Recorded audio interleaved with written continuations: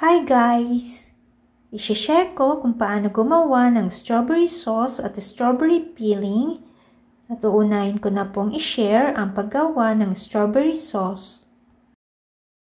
Sa pag-umpisa ay maglagay ng sugar sa kaldero na may strawberries. I-turn on ang heat sa katamtamang apoy at pakuluin ito.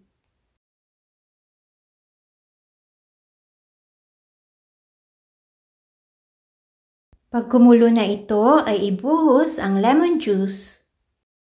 Patuloy itong lutuin at haluin hanggang ang sauce nito ay maging medyo malapot. Pag ganito na ang consistency nito ay pwede nang tanggalin sa apoy.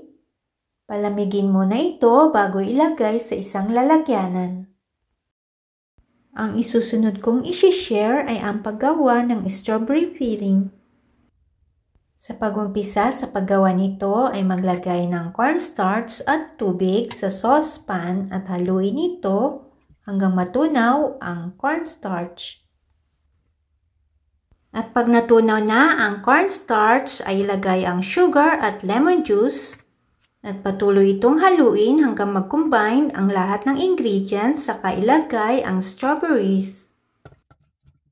I-turn on ang heat sa katamtamang apoy at lutuin hanggang lumapot.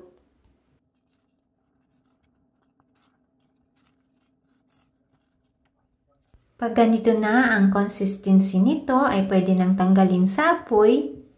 Palamigin muna ito bago isalin sa isang lalagyanan. Ang lahat ng ingredients po nito ay nakasulat sa description box. Never boast about tomorrow. You don't know what will happen between now and then. Proverbs 27 verse 1. Thanks for watching.